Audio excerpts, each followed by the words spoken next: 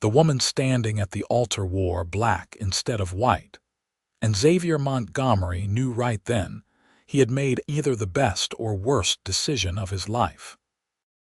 Fort Benton, Montana Territory, sprawled along the Missouri River in the summer of 1878, a trading post turned bustling town where steamboats brought supplies and gossip in equal measure. Xavier had built his cattle ranch from nothing over the past 6 years, carving out 3,500 acres of grazing land with his own hands and the help of a dozen loyal ranch hands. At 28 years old, he was prosperous enough to want a wife, yet no respectable woman in town would have him. Not because he was unsuitable, but because they were all terrified of the one woman he actually wanted. Catherine Emerson stood beside him now, her dark hair pinned beneath a simple black bonnet, her gray eyes fixed somewhere beyond the preacher's shoulder.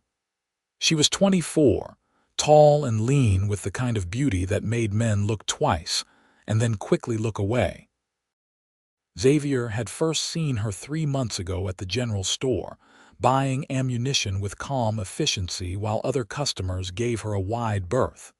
He had asked about her that very day. "That's Catherine Emerson," the shopkeeper had whispered, leaning close. "Stay away from her, Montgomery. That woman's cursed. Every man who's shown interest in her has died, every single one." But Xavier had not stayed away. He had ridden out to the small cabin she occupied on the edge of town, a place so isolated that tumbleweeds gathered against the fence. She had met him on the porch with a rifle in her hands and suspicion in her eyes. "I know who you are," she had said, "and I know what you want. The answer is no." "You have not heard my question yet," Xavier had replied, keeping his hands visible and his tone respectful. "You want to court me?" "The answer is still no." "Why?" Her laugh had been bitter as alkali water. "Because I am not safe to be around. Go home, Mr. Montgomery, before you become another cautionary tale." But Xavier was not a man easily discouraged. He had survived a Sioux raid that killed his father, had rebuilt during the financial panic of 1873, had stared down rustlers and drought, and every manner of hardship the Montana Territory could throw at him. One guarded woman, no matter how mysterious her reputation, would not scare him off. He had courted her with the persistence of a man driving cattle through a storm. Every Sunday after church, he appeared at her cabin with some small offering: wildflowers, a jar of honey, a book of poetry he had ordered from St. Louis. She refused him each time, but her refusals grew less sharp, her eyes less hard. "You are a fool," she had told him on his 7th visit. "Do you not hear what people say about me? I hear gossip and superstition. I would rather hear the truth from you. The truth is worse than the gossip." "Then tell me on our wedding night," he had said, surprising them both. "Marry me, Catherine. Whatever darkness follows you, we will face it together." She had studied him for a long moment, and he saw something shift behind her eyes. Hope, perhaps, or maybe just exhaustion from carrying her burden alone. "You will regret this," she had whispered. "But if you are determined to be a fool, then yes, I will marry you." The wedding was sparsely attended. Xavier's ranch foreman, Hank Wilson, stood as his witness, though the older man had spent the entire morning trying to talk him out of it. Catherine had no one on her side. The preacher rushed through the ceremony as though the church might catch fire at any moment. When Xavier kissed his new bride, her lips were cold despite the summer heat.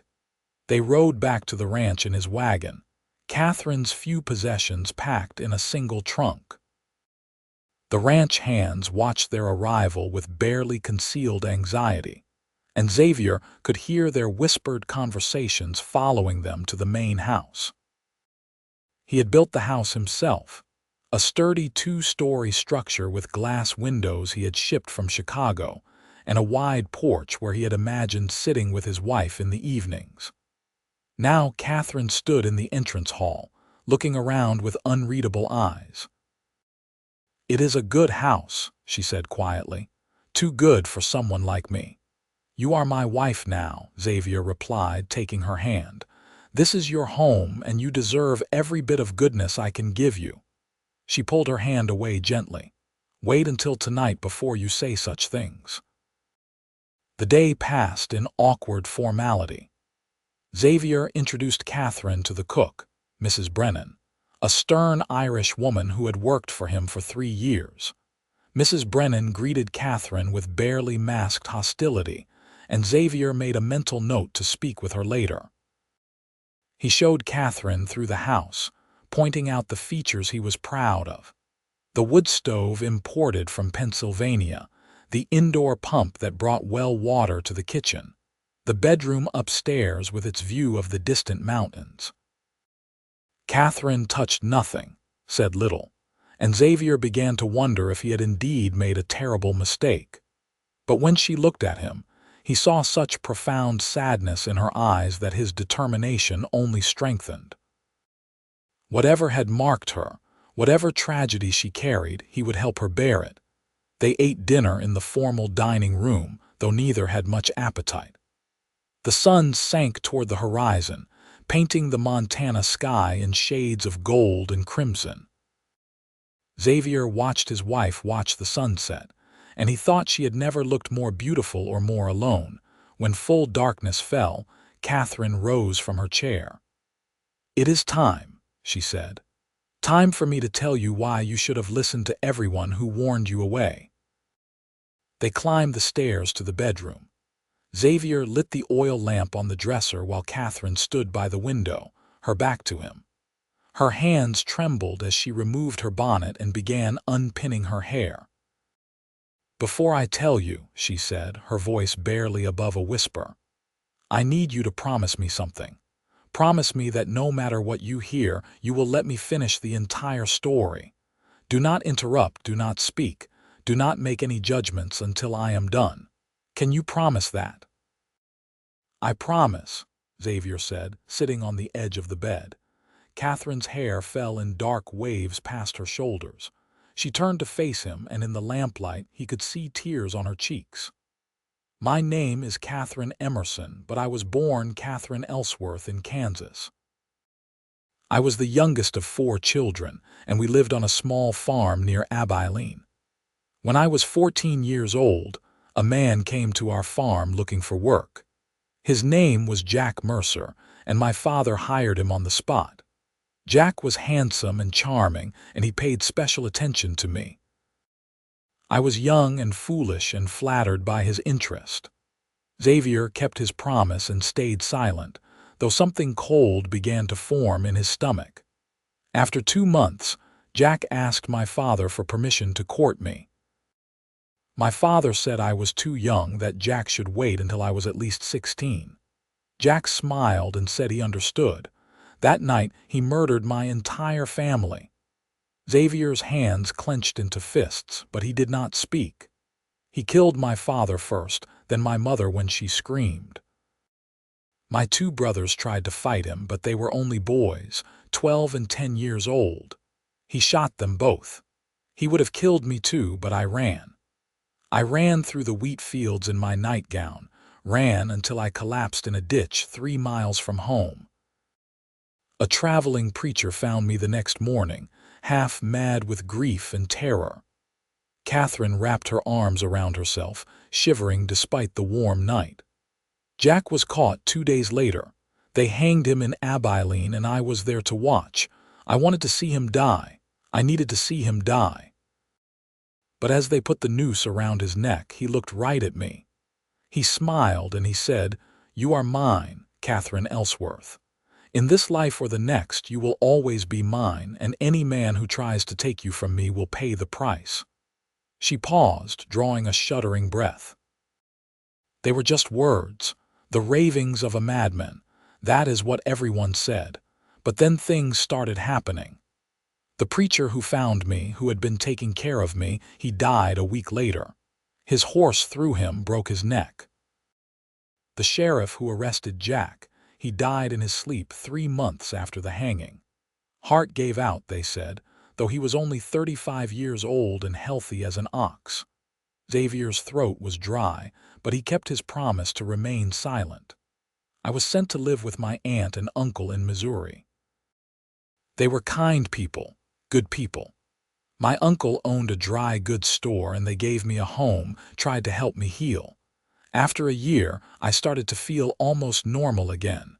There was a young man who worked in the store, Daniel Carter. He was sweet and patient, and slowly, carefully, I began to let myself care for him. We were going to be married on my 17th birthday. Catherine's voice broke, and she had to pause before continuing. Daniel died 2 weeks before the wedding. He was delivering goods to a ranch outside town when his wagon overturned. They said it was an accident, that the wheel must have come loose. But I knew it was Jack's curse coming true. I told my aunt and uncle everything, but they said I was being foolish, that it was just tragic coincidence. Then my uncle died. He was opening the store one morning when the roof collapsed. The doctors said he was killed instantly. My aunt became terrified of me after that. She said I was cursed, that death followed me wherever I went. She sent me away with $50 and a train ticket, told me to go west and never come back. Catherine moved to the window, pressing her forehead against the cool glass. I came to Montana Territory because it was as far as my money would take me. I found work as a seamstress in Fort Benton. I kept to myself, spoke to no one, tried to make myself invisible. But eventually, men noticed me.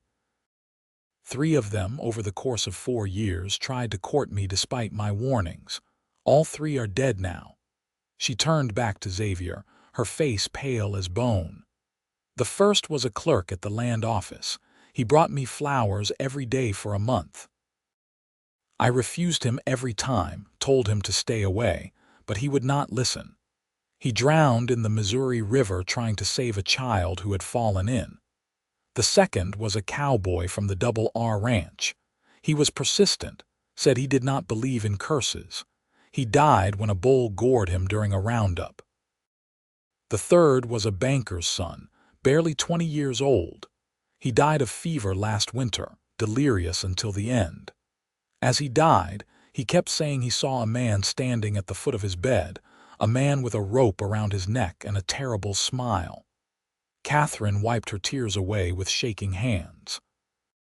That is why the whole county fears me. That is why mothers pull their children across the street when they see me coming. That is why no one would attend our wedding. They think I am cursed, and they are right. Jack Mercer's curse is real, Xavier. It has followed me for 10 years, and it will follow me until I die. And now that you have married me, now that you refuse to listen to everyone who tried to warn you, you are going to die too. The room fell silent except for Catherine's quiet sobs. Xavier sat on the bed, processing everything he had heard. Part of him wanted to dismiss it as superstition and coincidence, but the anguish on his wife's face was real, and the pattern of deaths she described was difficult to ignore. He stood slowly and crossed the room to her. Catherine flinched when he reached for her, but he was gentle, taking her hands in his. "Look at me," he said softly. "Catherine, look at me." She raised her eyes to his, and he saw the full weight of her despair. "I have listened to your story," Xavier said, "and now I need you to listen to mine. Do you know why I was so determined to marry you? Not just because you are beautiful, though you are. Not just because I was lonely, though I was. I wanted to marry you because, from the first moment I saw you, I recognized something in your eyes that I see in my own mirror every day." He led her to the bed and sat beside her, still holding her hands. "I told you my father died in a Sioux raid, but that is not the whole truth. The whole truth is that I was supposed to be with him that day. We were going to check on our northern fence line together, but at the last moment I decided to stay home. I had a bad feeling, something I could not explain. I begged my father not to go, but he laughed off my concerns. He said I was getting soft, so he went alone and the Sioux killed him." Xavier's voice roughened with old grief. "For years, I tortured myself with guilt. If I had gone with him, maybe I could have saved him.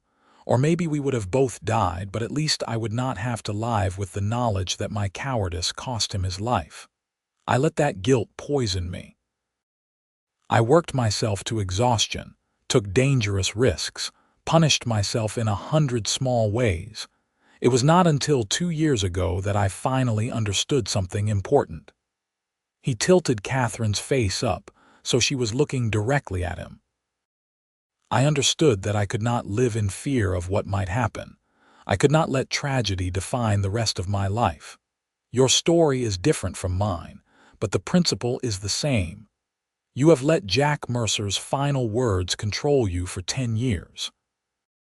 You have given a dead man power over your entire life. Well, I refuse to do the same. I refuse to live in fear of a curse.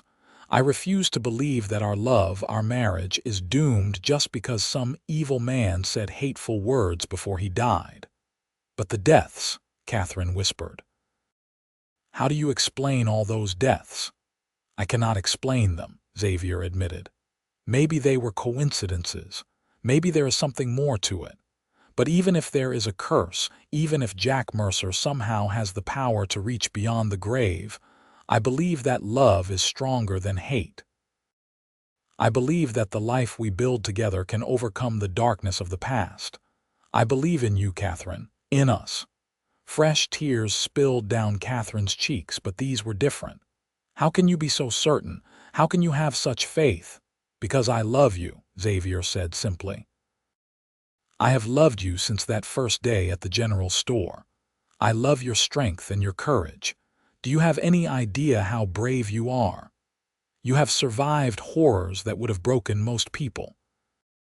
You have lived for 10 years under the weight of this fear, and yet you are still here, still fighting. That is not a curse, Catherine. That is a miracle." Catherine threw her arms around him, burying her face in his shoulder. Xavier held her while she cried, years of loneliness and fear pouring out of her. He stroked her hair and whispered reassurances, and gradually her sobs quieted. "I am so tired," she finally said. "I am so tired of being afraid." "Then stop," Xavier said.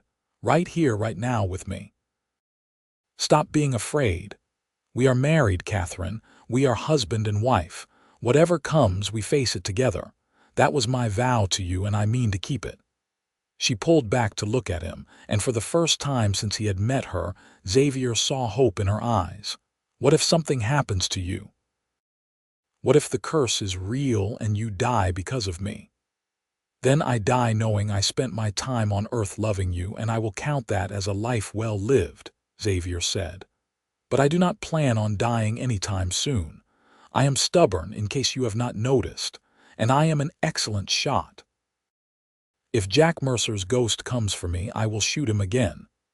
That surprised a laugh out of Catherine, watery but genuine. "You cannot shoot a ghost." "I can try. I am a very good shot." She laughed again, and the sound was like sunrise after a long night. Xavier kissed her forehead, her cheeks, and finally her lips. This time she was not cold. This time she kissed him back with a passion that had been locked away for too long. They made love that night with the tenderness of two people who understood loss and the fierce determination of two people choosing hope over despair.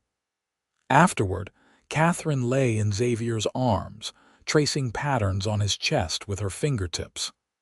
"I never thought I would have this," she said quietly. "A husband, a home, a chance at happiness. I thought I was meant to be alone forever." "You are not alone anymore," Xavier promised. "You will never be alone again." They fell asleep tangled together, and for the first time in 10 years, Catherine slept without nightmares. The next morning, Xavier woke early as was his habit. Catherine was still asleep, her face peaceful in the dawn light. He dressed quietly and went downstairs, where he found Mrs. Brennan already in the kitchen, making coffee with sharp, angry movements. "We need to talk," Xavier said, leaning against the door frame. Mrs. Brennan did not look at him.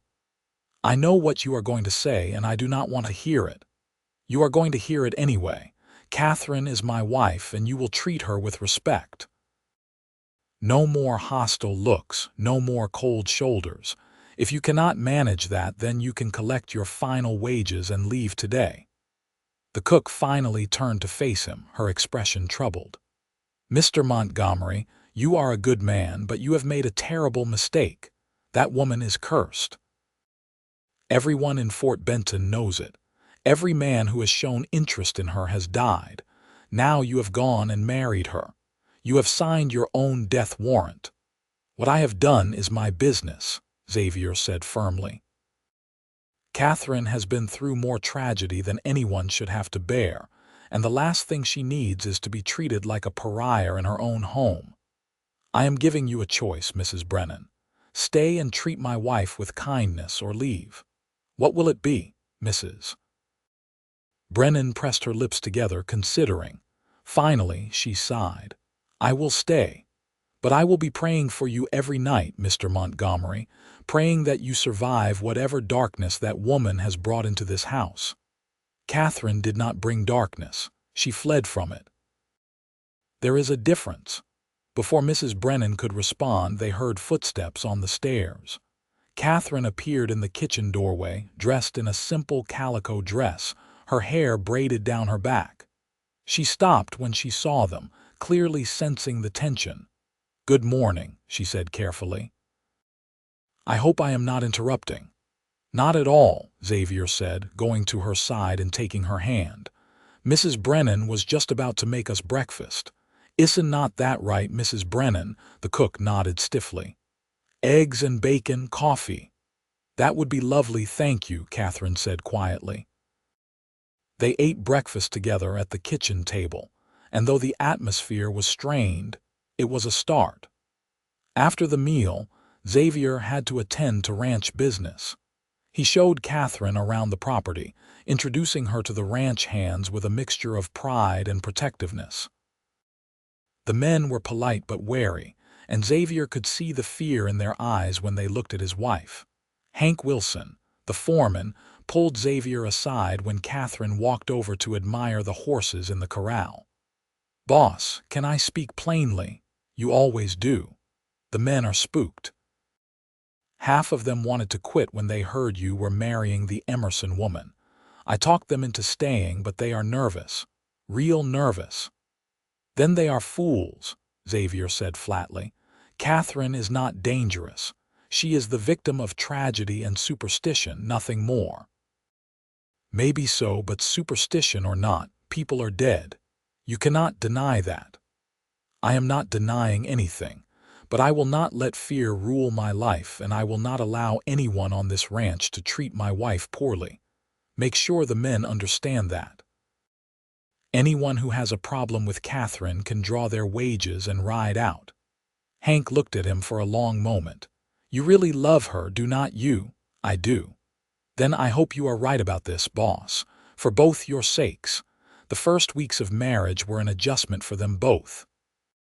Catherine was unused to having a home or people around her, and Xavier was unused to considering another person in his daily decisions. But they worked at it, learning each other's rhythms and habits. Catherine proved to be an excellent cook, and she took over more of the household duties from Mrs. Brennan, who gradually became less hostile. The ranch hands remained wary but stopped avoiding Catherine outright. Xavier made a point of showing Catherine physical affection in front of others, holding her hand, kissing her cheek, making it clear that he was not afraid of her or her supposed curse. Catherine bloomed under his attention like a desert flower after rain. The sadness that had shadowed her eyes began to fade, replaced by something Xavier had not seen before: joy. They fell into a comfortable routine. Xavier would rise before dawn to work the ranch, and Catherine would have breakfast waiting for him. They would eat together, talking about their plans for the day. In the evenings, they would sit on the porch, watching the sun set over the mountains, and Catherine would read aloud from books while Xavier listened and held her hand. One evening, about a month after their wedding, Catherine set down her book and looked at him seriously. "Xavier, I need to tell you something." His heart clenched, but he kept his voice calm. "What is it?" "I am happy," she said and smiled. "For the first time in 10 years, I am truly happy. You did that. You gave me that.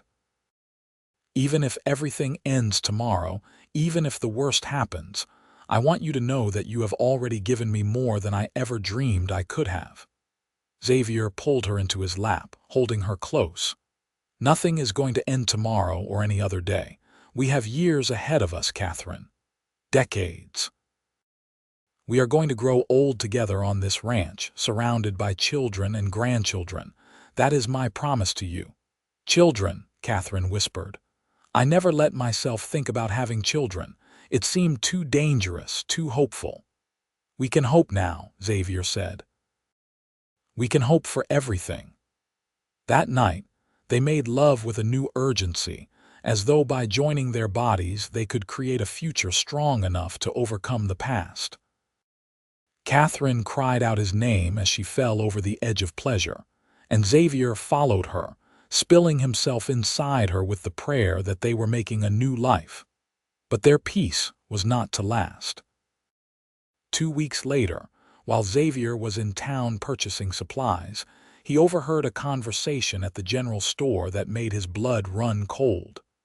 "I am telling you, Mercer has been seen," a miner was saying to a group of men.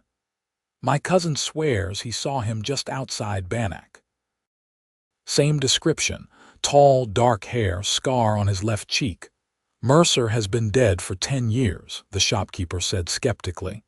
"Hanged in Abilene." "Maybe it was not a clean hanging," the miner insisted. "Maybe he survived somehow, or maybe he has a brother. All I know is what my cousin told me, and he said the man he saw looked exactly like the wanted posters from back in '68. Xavier's hands tightened on the bag of flour he was holding. Jack Mercer, the man who had murdered Catherine's family, the man whose dying curse had haunted her for a decade. Could he really be alive? He finished his purchases quickly and rode back to the ranch, his mind racing. If Mercer was alive, if he had somehow survived the hanging, then Catherine was in danger. Real, immediate danger. The curse was not a supernatural force but a very human threat.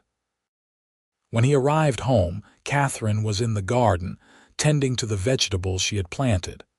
She looked so peaceful, so content, that Xavier hesitated to tell her what he had heard. But he had promised her honesty, and he would not break that promise. "Catherine, we need to talk." She looked up, immediately sensing his tension. "What is wrong?" He told her about the conversation he had overheard and watched the color drain from her face. "It cannot be him," she said. "I saw him hang. I watched him die." "Did you see him buried?" "No. I left Abilene the day after the execution. I could not stand to stay there another moment." Xavier took her hands. "It might not be him. It could be a coincidence, someone who looks like him. But I think we need to be cautious. I want you to stay close to the house for a while, and I am going to have Hank and some of the boys keep extra watch." Catherine's eyes filled with tears. "It is happening again. Just when I thought we were safe, just when I let myself believe we could have a normal life, the darkness is coming back." "No," Xavier said firmly. "We do not know anything for certain yet. And even if it is Mercer, even if he somehow survived, he will not get to you. I will not let him. I swear to you, Catherine, on my life, I will keep you safe." That night, Xavier took his Winchester rifle down from the rack and loaded it, setting it beside the bed. He also strapped his Colt revolver to his hip, something he rarely did around the house. Catherine watched him with haunted eyes. "You should send me away," she said. "For your own safety, you should make me leave. I am not sending you anywhere. You are my wife, and your place is here with me. Even if staying with me gets you killed." Xavier crossed the room and cupped her face in his hands. Listen to me very carefully. I did not marry you because I thought it would be easy or safe. I married you because I love you, because I choose you every day no matter what comes. If Jack Mercer is alive, if he comes here looking for trouble, he will find more than he bargained for. I am not some clerk or cowboy. I am a rancher who has fought off rustlers and raiders. I can protect us. You do not understand, Catherine said desperately. Jack Mercer is not just violent, he is cunning. He is patient. He will wait for the perfect moment and then he will strike. That is what he did to my family. My father thought we were safe. He thought Jack was just a charming drifter, and then one night, without warning, Jack killed us all. He did not kill you, Xavier pointed out. You survived. You escaped. That means he is not invincible. That means he can be stopped. Over the next few days, Xavier made inquiries. He sent telegrams to Bannack and other nearby towns, asking about sightings of anyone matching Jack Mercer's description. He also contacted the sheriff in Abilene, requesting confirmation that Mercer had actually been executed and buried. The response from Abilene took 2 weeks to arrive. When Xavier read it, his stomach dropped. According to the records, Jack Mercer had indeed been hanged on July 15, 1868. However, his body had been claimed by someone identifying himself as Mercer's brother and taken away for burial. No one had followed up to confirm the burial actually took place. Xavier showed the telegram to Catherine. He could have survived, she said, her voice hollow. His brother could have cut him down in time, revived him. I have heard of such things happening. Or his brother could have simply wanted to give him a proper burial, Xavier said, trying to sound reassuring, but doubt gnawed at him. The timing was too convenient. Reports of Mercer surfacing now, just after Xavier had married Catherine. It seemed less like coincidence and more like deliberate hunting. He called a meeting with his ranch hands. There were 12 men working for him, good men who knew how to handle trouble. Xavier told them about the potential threat, about Jack Mercer and his history with Catherine.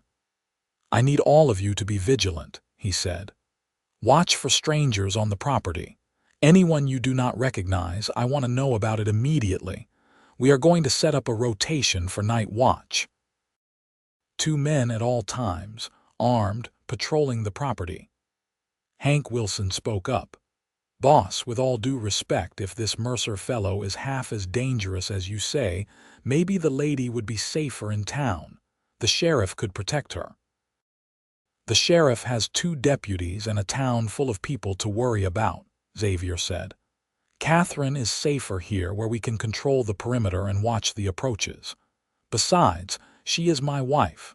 Her place is with me. The men nodded, though Xavier could see the fear in their eyes. He did not blame them. If Jack Mercer was truly alive and hunting Catherine, they were all in potential danger. That night, as Xavier and Catherine lay in bed, she curled against him and said, "Tell me about your dreams. Tell me what you want our future to look like." It was her way of seeking comfort, Xavier knew. A way of pushing back against the darkness by imagining the light. So he told her about his plans to expand the ranch, to build a school for their future children, to perhaps one day run for territorial legislature. He painted a picture of a long, full life, and Catherine listened with her eyes closed, drinking in every word. "I want 3 children," she said softly. 2 boys and a girl. The boys will be strong like you, and the girl will have your kindness. What about your qualities? Xavier asked. They should have your courage and your resilience. I hope they never need those things, Catherine said. I hope they grow up safe and sheltered and never know what it is like to be afraid. 3 days later, one of the ranch hands, a young man named Tommy, was found dead in the north pasture. He had been shot through the heart, his body left sprawled beside the fence line. There was no sign of who had killed him or why. The remaining ranch hands were terrified. Half of them wanted to quit immediately, convinced that Catherine's curse had struck again. Xavier managed to calm them down, but it was difficult. He was beginning to doubt his own convictions.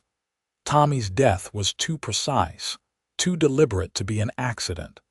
Someone had murdered him, and Xavier had a terrible suspicion about who that someone might be. He buried Tommy in the small cemetery on the ranch property and said words over the grave. Catherine stood beside him, pale and shaking. "It is starting again," she whispered. "Everyone around me is going to die." "No," Xavier said, though his heart was heavy with grief and anger. "This is different. This is not a curse. This is murder. And whoever did this, I will find them and make them answer for it." That night, Xavier increased the watch to 3 men at a time. He also sent a messenger to Fort Benton requesting the sheriff come out to investigate the murder. Sheriff Tom Crawford arrived the next morning, a grizzled man in his 50s who had seen his share of trouble. "I heard you married the Emerson woman," Crawford said as he examined Tommy's body. "People in town said you were crazy. Looks like they might have been right." "My wife had nothing to do with this," Xavier said sharply. "Someone murdered my ranch hand, and I want to know who." Crawford walked the scene, looking for clues. He found boot prints near the fence, but they were generic patterns that could have belonged to anyone. There were no other signs of struggle or disturbance. "Professional work," Crawford said finally. "Whoever did this knew what they were doing. Shot from a distance, clean kill, no evidence left behind."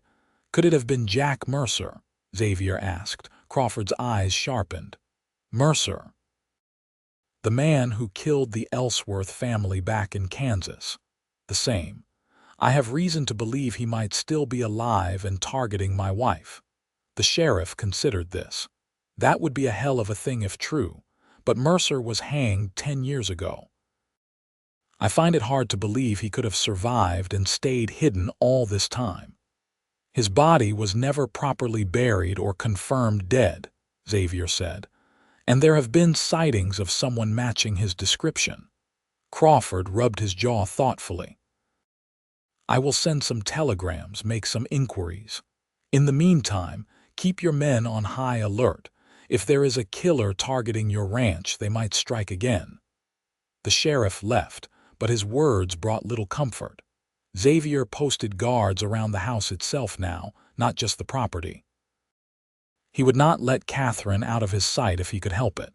She moved through the days like a ghost, the joy that had been growing in her snuffed out by Tommy's death. "I should leave," she said one night. "If I go away, maybe he will follow me. Maybe the rest of you will be safe." "We have had this conversation," Xavier said. "You are not leaving. We will face this together." But facing it together was easier said than done when they did not know where the threat would come from or when. Days passed in tense waiting. The ranch hands did their work but kept looking over their shoulders. Mrs. Brennan took to sleeping with a knife under her pillow. Xavier barely slept at all, jerking awake at every sound. 2 weeks after Tommy's death, a stranger rode onto the property. He was tall and thin, with dark hair going gray at the temples and a scar running down his left cheek. Xavier was in the barn when Hank came running to get him. "Boss, there is a man at the house asking for your wife." Xavier's blood turned to ice. "What does he look like?" "Tall, dark hair, scar on his face. Says his name is John Martin, but boss, I do not like the look of him." Xavier grabbed his rifle and ran for the house. Catherine was on the porch, standing very still, staring at the stranger who had dismounted from his horse. As Xavier approached, the stranger turned and Xavier got his first good look at the man's face. "Jack Mercer," Catherine breathed. The man smiled, and it was a terrible smile, full of malice and satisfaction. "Hello, Catherine. I have been looking for you for a very long time." Xavier leveled his rifle at Mercer's chest. "Get off my property. Now." Mercer held up his hands in mock surrender. "Easy there, friend. I just came to talk, to explain some things to dear Catherine here." "There is nothing you need to explain," Catherine said, her voice shaking. "You murdered my family. You should be dead." "Ah, but I am not dead, am I? Thanks to my dear brother James, who cut me down and revived me. The hanging left me with this lovely scar and a very sore throat, but I survived. I have always been a survivor."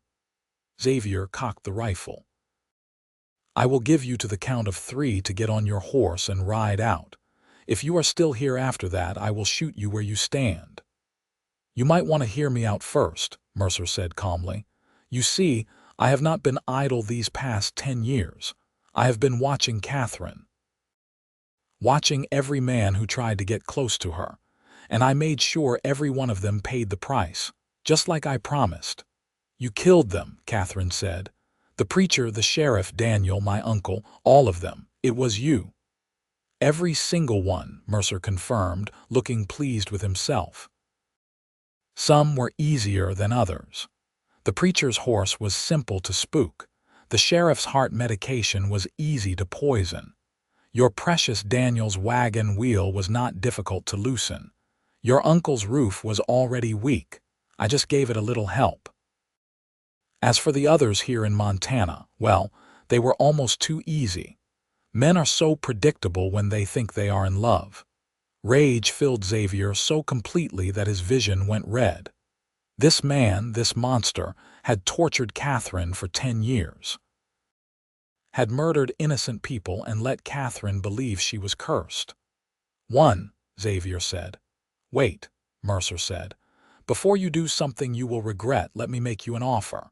Catherine comes with me willingly, and I will leave you and your ranch in peace.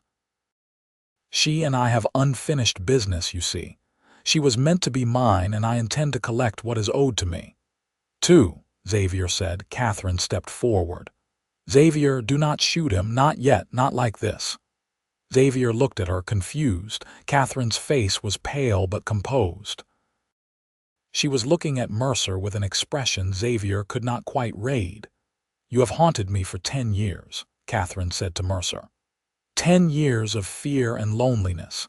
10 years of believing I was cursed, that I did not deserve happiness or love. But you made a mistake, Jack." "Do you know what it was?" Mercer frowned. "I made no mistake. You let me live," Catherine said. "That night when you killed my family, you let me escape. And that meant I had 10 years to grow stronger, 10 years to survive, 10 years to prepare for this moment." Before Xavier could register what was happening, Catherine pulled a derringer from her pocket and fired. The small pistol cracked like thunder in the quiet afternoon. The bullet caught Mercer in the chest, and he staggered backward, surprise written across his face. "That was for my family," Catherine said. She fired again. "That was for Daniel." She fired a third time as Mercer fell to his knees. "That was for every peaceful night's sleep you stole from me." The final shot, delivered at point-blank range as she walked up to him, was almost gentle. "And that was for me." Mercer collapsed onto the dirt, blood spreading across his shirt. His eyes were wide and glassy, already losing focus.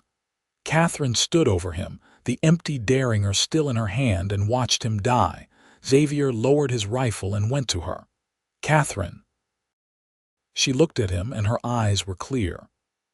"I have carried that pistol every day since I came to Montana. I told myself I would use it on myself if he ever found me. I would rather die than let him take me. But then I met you. You taught me that I could fight back. That I did not have to be afraid anymore. So when I saw him here, I knew what I had to do." Sheriff Crawford arrived later that afternoon, brought by one of the ranch hands who had ridden to town when the shooting started. He examined Mercer's body, took statements from Xavier and Catherine and the witnesses, and finally nodded. "Self-defense, clear as day," Crawford said. "This man was a known murderer with a grudge against your wife. She had every right to protect herself. I will file a report, but there will not be any charges." Catherine sat on the porch steps, staring at her hands. Xavier sat beside her, wrapping an arm around her shoulders. "How do you feel?" he asked quietly. "Empty," she said. "For 10 years, Jack Mercer has taken up so much space in my mind. Fear of him, hatred of him, constantly waiting for him to strike. And now he is gone, and I do not know what to do with all that empty space." "We will fill it with good things," Xavier said. "Love, family, all the dreams we talked about. We will fill it until there is no room left for darkness." Catherine leaned against him. "Is it really over? Can we really be free now?" "It is really over," Xavier promised. "You killed your monster, Catherine. You are free." The funeral for Tommy was held the next day, with Jack Mercer buried in an unmarked grave far from the ranch cemetery. Catherine insisted on attending Tommy's service, though several of the ranch hands avoided looking at her. Xavier gave a short eulogy, acknowledging that Tommy had died protecting the ranch and its people, and promising that his death would be remembered and honored. In the weeks that followed, life slowly returned to normal. The remaining ranch hands, seeing that no further disasters befell them, began to relax. Mrs. Brennan actually smiled at Catherine one morning. The townspeople of Fort Benton, hearing the true story of Jack Mercer and his decade-long campaign of terror, began to see Catherine in a new light, not as cursed, but as a victim who had finally found justice. Catherine herself went through a transformation. The weight she had carried for so long was gone, and in its absence, she began to truly live. She laughed more easily, spoke more freely, and threw herself into life on the ranch with enthusiasm. She started a proper vegetable garden, learned to ride horses, and even befriended several of the ranch hands' wives who came to visit. One evening, about 2 months after Mercer's death, Catherine came to Xavier with glowing eyes. "I have news," she said. "Important news." Xavier's heart leaped. "What is it?" "I am with child," Catherine said, and her smile was radiant. "We are going to have a baby." Xavier swept her into his arms, spinning her around until she laughed and begged him to stop. "We are going to have a baby," he repeated, wonder in his voice. "A child, our child." "Are you happy?" Catherine asked, though his joy was obvious. "Happy does not begin to cover it," Xavier said. "I am ecstatic, I am terrified, I am everything all at once." They spent the evening making plans, talking about names and nursery furniture, and all the small details of preparing for a new life. Catherine's happiness was infectious, and Xavier found himself imagining their future with absolute clarity. Children playing in the yard, family dinners around the big table, growing old together on the porch. The pregnancy progressed smoothly. Catherine bloomed, her figure rounding, her face taking on a soft glow. She sewed baby clothes and knitted blankets, and Xavier built a beautiful cradle from oak wood. The ranch prospered that year, with good weather and healthy cattle, and Xavier took it as a sign that their luck had truly turned. On a cold February morning in 1879, Catherine went into labor. Mrs. Brennan and the doctor from Fort Benton attended her, while Xavier paced downstairs, wearing a path in the carpet. The labor was long and difficult, and there were moments when Xavier feared he would lose her. But Catherine was strong, stronger than anyone had given her credit for, and when the first cry of a baby filled the house, Xavier nearly collapsed with relief. "You have a son," Mrs. Brennan announced, coming downstairs with a tired smile. "A healthy baby boy, and your wife is asking for you." Xavier took the stairs 2 at a time.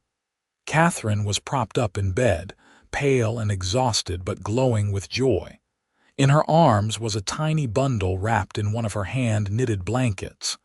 Xavier approached slowly, almost afraid to breathe.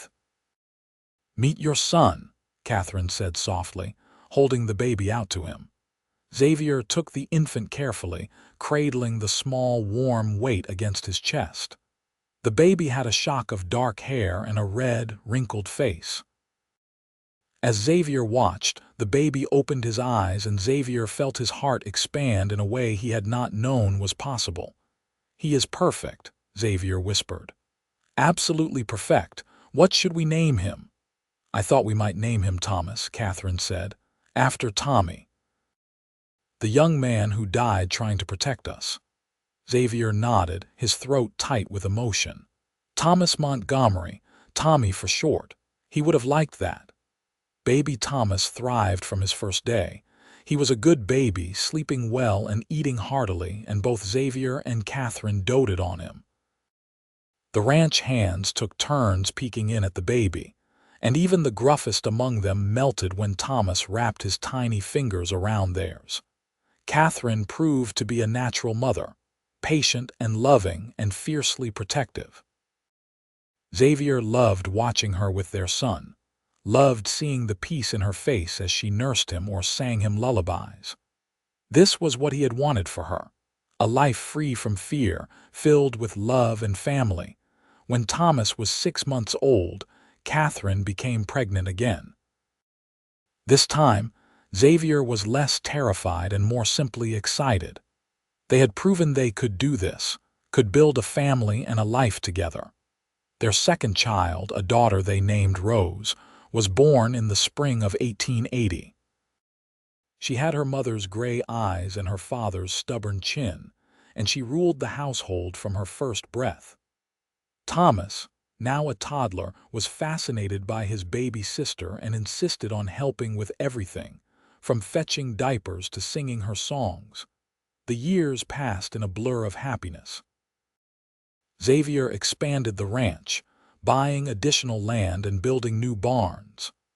Catherine became a respected figure in Fort Benton society, known for her charity work and her kind heart. The whispers about her being cursed faded away, replaced by admiration for the woman who had survived so much and built such a good life. In 1882, Catherine gave birth to their third child, another son they named James. He was a calm baby, content to watch the world with solemn eyes. Thomas and Rose immediately took him under their protection, and the three siblings became inseparable. One evening when Thomas was 5, Rose was 3, and James was 1, Xavier and Catherine sat on the porch watching their children play in the yard. The sun was setting, painting the sky in brilliant colors, and the air smelled of grass and wildflowers. "You remember our wedding night?" Catherine asked, leaning against Xavier's shoulder. "When I told you about Jack Mercer and the curse?" "I remember every moment," Xavier said. "I remember thinking I might have made a terrible mistake, and then I remember deciding that loving you was worth any risk." Catherine turned to look at him, and her eyes were full of love. "You saved me, you know, not just from Jack Mercer, but from myself, from the fear and the loneliness. You gave me a reason to fight, a reason to hope. You gave me everything." "You saved me too," Xavier said. "Before you, I was just going through the motions, building a ranch, building a fortune, but not really living. You taught me what it means to truly live, to love without reservation. You gave me a family, a home. You gave me purpose." They sat in comfortable silence, watching their children. Thomas was teaching Rose how to catch fireflies, while baby James clapped his hands and laughed at their antics. It was a perfect moment, the kind that Xavier tried to memorize, to hold on to. "I want to tell them the truth someday," Catherine said quietly. "About their family. About what happened to my parents and brothers. About Jack Mercer. I want them to know where they came from." "We will tell them when they are old enough to understand," Xavier agreed. "We will teach them about tragedy and survival, about courage and love. We will make sure they know that darkness exists, but it can be overcome." "Thank you," Catherine whispered, "for believing in me, for refusing to give up on us." Xavier kissed her temple. "I will never give up on us. That is my promise from now until the end of our days." The children grew quickly, as children do. Thomas became a serious, responsible boy who loved working alongside his father on the ranch. Rose was spirited and independent, always climbing trees and racing horses despite her mother's protests. James was the quiet one, happiest with a book or helping his mother in the garden. As the children grew, Xavier and Catherine told them the story of their family, piece by piece. They explained about the tragedy that had struck Catherine's first family, about Jack Mercer's evil and his final defeat. The children listened with wide eyes, and Thomas asked, "Were you scared, Mama?" "I was terrified," Catherine admitted. "For many years I was so scared that I almost forgot how to live. But then I met your father, and he helped me remember that love is stronger than fear." "Did you really shoot the bad man?" Rose asked, her eyes shining with a mixture of horror and admiration. "I did," Catherine said. "And I am not proud of taking a life, even a life as twisted as his. But I would do it again to protect our family. That is what parents do. We protect the people we love." The children seemed to understand, in the way children do, that their family story was extraordinary. It made them appreciate their peaceful lives and their loving parents all the more. The ranch continued to prosper. By 1890, Xavier owned over 5,000 acres and employed 25 ranch hands. He built a new, larger house for his growing family, though Catherine insisted they keep the original house standing as a reminder of where they had started. Xavier became involved in territorial politics, advocating for Montana's statehood and better treatment of settlers. Catherine opened a school in Fort Benton, ensuring that all children in the area had access to education. Their children grew into fine young adults. Thomas studied agriculture and took over much of the ranch management, showing a natural talent for business. Rose surprised everyone by becoming interested in medicine and went east to study nursing.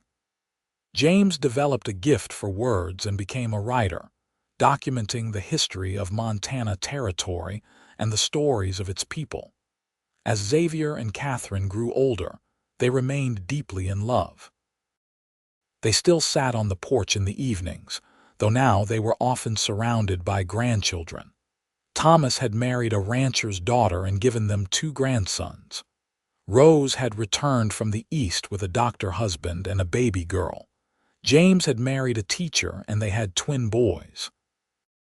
On their 20th wedding anniversary in 1898, Xavier and Catherine renewed their vows in a ceremony attended by the entire town. Fort Benton had grown substantially over the years, and the Montgomerys were now one of its most prominent families. But to the people who attended the ceremony, the most remarkable thing was not their wealth or status, but the obvious love they still shared after 2 decades of marriage. "When I married you," Xavier said during the ceremony, his voice strong despite his 50 years, "I promised to love you in the face of any danger, to believe in us no matter what darkness came.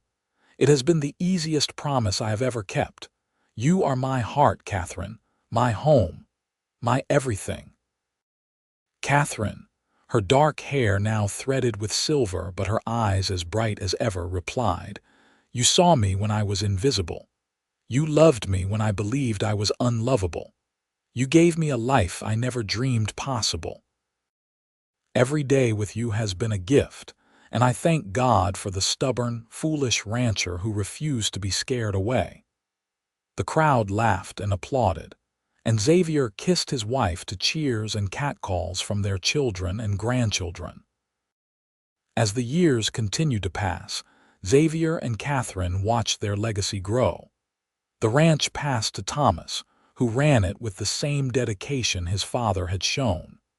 Rose's hospital in Fort Benton became known throughout the territory for its excellent care. James's books about Montana history became bestsellers and taught thousands about the struggles and triumphs of frontier life. In their 70s, Xavier and Catherine finally slowed down. They spent most of their time in rocking chairs on the porch of the original house, which had been preserved exactly as it was on their wedding night.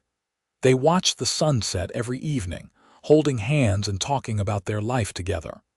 "You have any regrets?" Xavier asked one evening. Catherine considered the question carefully.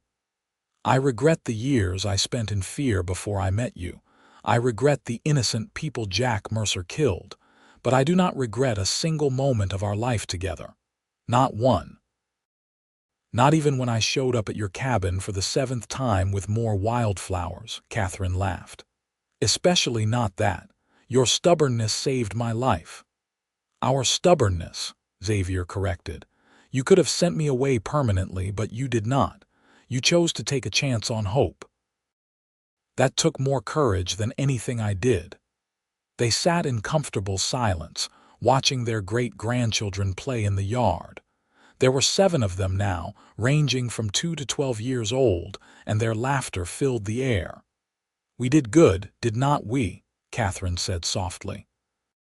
"Despite everything, despite all the tragedy and fear, we built something beautiful."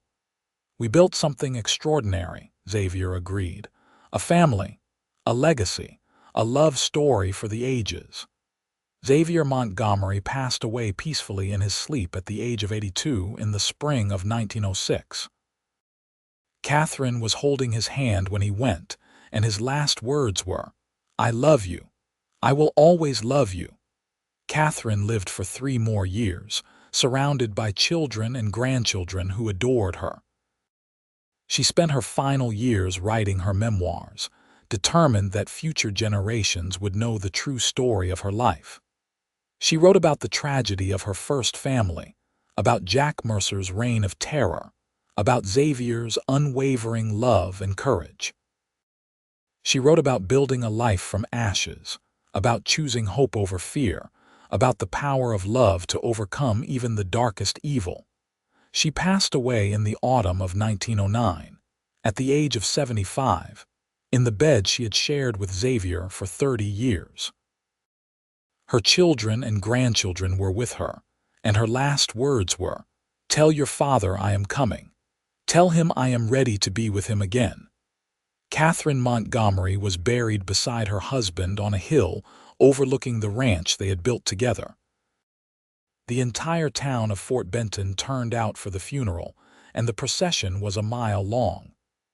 The preacher spoke of her courage, her kindness, and her extraordinary life.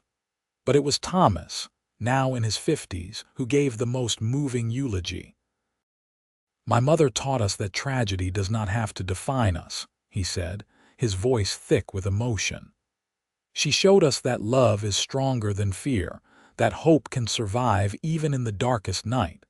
She survived horrors that would have destroyed most people, but she did not just survive. She thrived. She loved. She built a family and a legacy that will endure for generations. And she did it all because one stubborn rancher refused to believe she was cursed and instead saw her for what she truly was, the strongest, bravest, most loving woman who ever lived." The Montgomery Ranch continued to operate for another 100 years, passed down through the family. The house where Xavier and Catherine had spent their wedding night was preserved as a historical landmark, and their story became legend in Montana. Historians studied Catherine's memoirs, and her tale of survival and love inspired countless people. But perhaps the greatest legacy Xavier and Catherine left was not the ranch or the wealth, or even the historical record. It was the family they created, generations of Montgomerys who grew up knowing that love could conquer any darkness, that courage meant standing firm in the face of fear, and that the most powerful force in the world was 2 people choosing each other, no matter what. On the hill where Xavier and Catherine were buried, their great-great-grandchildren placed a new headstone in 2006, on the 100th anniversary of Xavier's death. It bore a simple inscription: "Xavier Montgomery and Catherine Montgomery, a love story that conquered death itself." 1850–1906 and 1854–1909, together forever. And beneath that, a quote from Catherine's memoirs. He saw me when I was invisible. He loved me when I thought I was unlovable. He taught me that the greatest courage is not in fighting monsters, but in choosing love despite them. He was my miracle, and I was his. That is all any love story needs to be. The wildflowers that grew on their grave bloomed every spring without fail, a riot of colors against the Montana sky. And on quiet evenings, when the sun set over the ranch they had built together, locals swore they could sometimes see two figures sitting on the porch of the old house, holding hands and watching the sunset, their love as eternal as the mountains themselves. Their story was told and retold, passed down through generations. It became more than just history. It became a testament to the power of love, the importance of courage, and the beautiful truth that even in the wildest, harshest landscapes, even in the face of unimaginable darkness, two hearts choosing each other could create something magnificent, something eternal, something that would echo through the ages long after they were gone. Xavier and Catherine Montgomery had proven that love was not just stronger than fear. It was stronger than death itself. And that was the greatest gift they gave to the world. Hope that true love, the kind that sees past curses and tragedy and fear, the kind that chooses devotion over safety, really could last forever. In Fort Benton, Montana, where the Missouri River runs and the mountains stand eternal, their love story lives on. In the ranch that still bears their name, in the descendants who carry their blood, in the legend that refuses to fade. The rancher and the woman marked by tragedy, who on their wedding night revealed the darkness that haunted her, and who together built a light so bright it could never be extinguished.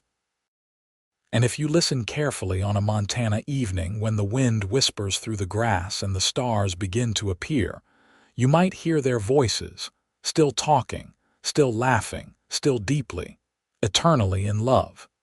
Because some love stories do not end when the people die.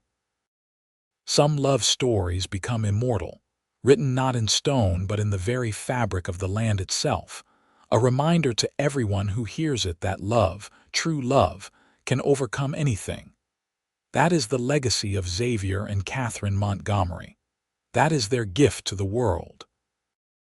And that is how their story, which began with fear and darkness, ends with light and love and the promise that happily ever after is not just a fairy tale. It is possible, it is real, and it is worth fighting for. The end.